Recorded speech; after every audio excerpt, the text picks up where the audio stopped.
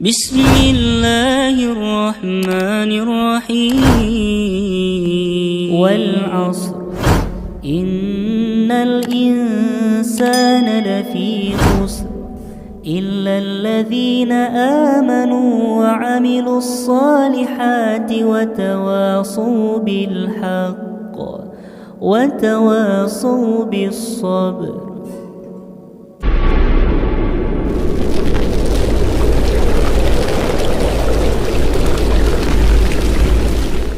Kaum muslimin yang dirahmati oleh Allah Subhanahu wa taala, jadi ketika kita masuk ya ataupun ingin buang hajat, ya maka Rasul sallallahu alaihi wasallam mengajarkan kepada kita sebuah doa yang sangat agung, yang sangat mulia, yaitu kita diperintahkan untuk membaca doa Allahumma inni a'udzubika minal khubusi wal khaba'is.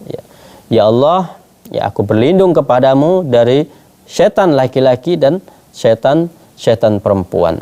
Inilah doa yang diajarkan oleh Nabi sallallahu alaihi wasallam ketika kita masuk ke kamar mandi. Apa faedahnya? Ya, faedahnya adalah agar ya, mereka dari golongan jin ini tidak melihat aurat besar kita.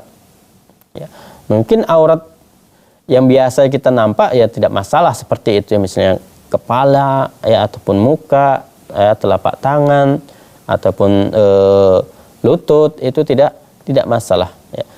Yang kita khawatirkan adalah ketika mereka melihat aurat besar kita. Tentunya kita semua sudah mengetahuinya apa yang dimaksud dengan aurat besar ya.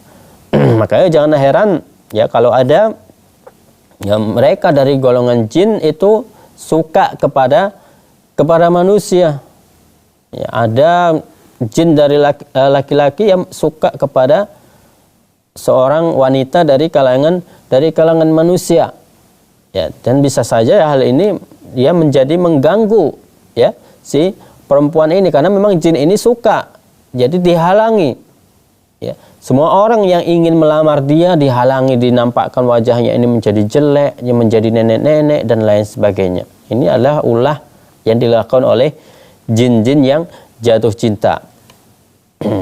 Makanya harus ya ketika masuk ke kamar mandi ya kita biasakan membaca doa.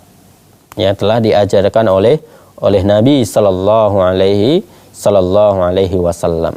Jangan sampai kita tidak membaca doa. Kenapa? Syarat Islam ini sudah sangat sempurna. Ya, sampai buang hajat juga ada adab-adabnya dan ada doa-doanya. Ya. Jadi semuanya sudah diajarkan ya dalam syariat Islam ini. Makanya tidak perlu yang namanya penambahan dalam syariat Islam ini. Semua sudah diatur. Ya. Dan kalau kita mengamalkan syariat Islam ini, maka Allah Subhanahu wa taala akan melindungi kita dari gangguan-gangguan jin, ya, dari gangguan-gangguan setan yang mereka suka mengganggu manusia. Jadi setan-setan yang mereka suka mengganggu manusia, ketika kita melakukan syariat Allah Subhanahu wa taala, mereka tidak akan mengganggu kita. Jin-jin penggoda, iya, ya inilah nanti yang sudah kita bahas kesempatan sebelumnya, yaitu jin qarin, yang dia senantiasa membisikkan perkara-perkara yang buruk, yang memberi was-was ya untuk manusia. Inilah dia jin qarin. Ya, karena jin manusia bukan jin ya. Karena qarin manusia ada dari qarin dari kalangan jin, ada juga qarin dari kalangan para malaikat ya. Dari kalangan para malaikat mereka akan membisikkan kebaikan-kebaikan kepada kita ya. Tapi kalau dia jin ya, jin qarin, mereka akan membisikkan keburukan kepada manusia ya. Sampai Nabi Muhammad sallallahu alaihi wasallam juga ada qarinnya ya kan. Tapi hadisnya disebutkan bahwasanya qarin yang ada pada Nabi Muhammad ini sudah dimasukkan ke dalam Islam. Ya, sedangkan yang lainnya itu tidak bisa ya memasukkan jin qarinnya ini ke dalam Islam. Kalaupun bisa, yang dia masukkan ke dalam Islam itu bukan jin qarinnya, akan tapi adalah jin khodamnya. Berbeda jin khodam dengan jin qarin. Ya, sebelumnya kita sudah membahas berkaitan dengan hal ini. Ya, kita lanjutkan. Ya, jadi inilah tempat ya, yang sangat disukai oleh jin, tempat yang sangat disukai oleh syaitan yang ada di rumah kita. Yang ada di rumah kita ini yang sesuai dengan dalil-dalil yang syar'i, ya, dalil-dalil dari syariat Islam. Ya, dalil-dalil dari hadis-hadis Rasulullah sallallahu alaihi wasallam. Ya, karena ada orang-orang menyebutkan nanti ada juga di di dapur juga ada jinnya katanya. Ini memang mungkin kalau secara dalil tidak kita dapati, ya, yang memang tempat tersebut yang disukai oleh jin itu adalah pastinya ada di kamar mandi, itu sudah pasti ada jinnya. Akan tapi kalau tempat-tempat yang lain ini butuh dalil ketika kita membicarakan, karena setiap rumah tentunya berbeda-beda. Tapi kalau yang namanya kamar mandi itu sudah pasti seperti itu, ya, kaum muslimin yang dirahmati oleh Allah Subhanahu wa taala. Kemudian yang kedua, ada juga tempat yang dijauhi oleh jin. Ya, tempat yang dijauhi oleh jin. Ya, seperti rumah yang sering dibacakan ayat-ayat Al-Qur'an. Ya, jadi rumah yang sering dibacakan ayat-ayat Al-Qur'an, ya, ini mereka akan jauh dari rumah tersebut. Tapi kalau yang di kamar mandi, jin yang di kamar mandi tetap mereka akan menetap di situ. Mereka tidak mau pindah. Karena mereka sudah menikmati tempatnya tersebut. Tapi yang dia ada di tempat-tempat yang lain seperti misalnya seperti dapur ataupun ruang tamu yang sering ada penampakan, ya, mereka akan lari ketika dibacakan ayat Al-Quran. Karena tidak mungkin orang membacakan ayat Al-Quran di kamar mandi. Ini haram, tidak boleh membacakan ayat Al-Quran di kamar mandi. Ya, membawanya saja sudah dilarang, apalagi membacakannya di kamar mandi. Ini tidak diperbolehkan kita membaca Al-Quran di kamar mandi. Makanya jin mereka senang berada di kamar mandi, mereka betah di kamar mandi, ya, karena mereka tidak akan terusik dengan bacaan-bacaan Al-Quran. Ya. Sebagaimana dalam sebuah hadis Rasulullah sallallahu alaihi wasallam telah menyebutkan, la taj'alu buyutakum maqabir. Jangan jadikan rumah-rumah kalian itu seperti kuburan.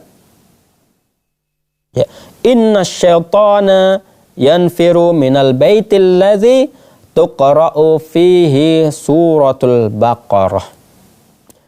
Sesungguhnya syaitan akan lari dari rumah seseorang yang dibacakan surah Al-Baqarah. Jadi di sini Rasul sallallahu alaihi wasallam mengatakan, janganlah kalian jadikan rumah kalian itu seperti kuburan. Bagaimana kuburan itu? Kuburan itu adalah tempat yang tidak pernah dibacakan ayat-ayat Al-Quran di sana. Jadi orang sekarang terbalik. Kalau di kuburan mereka membaca Al-Quran. Akan tapi kalau di rumah mereka, ya, jangan membaca gitu, ya, memegang Al-Quran saja terkadang tidak pernah. Ya, naudzubillah min dzalik. Ya, padahal seorang muslim harusnya, ya, kehidupannya itu dipenuhi dengan bacaan-bacaan Al-Quran. Ya.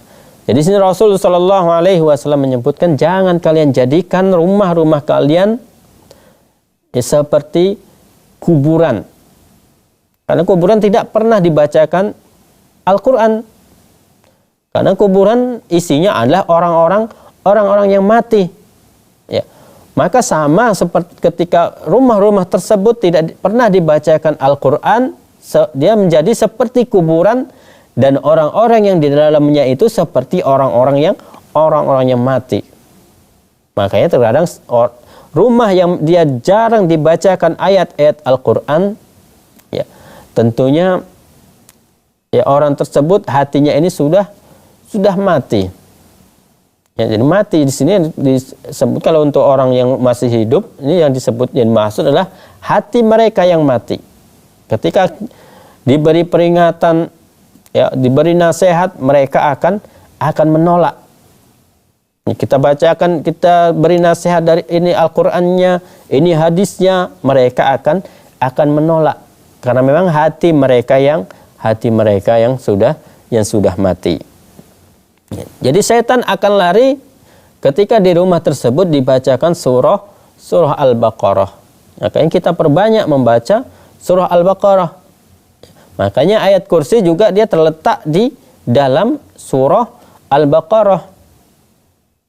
Dan juga sebelum kita beranjak untuk tidur, kita juga dianjurkan untuk membaca surah Al-Baqarah, yaitu di 2 ayat terakhir dari surah Al-Baqarah sebelum kita tidur.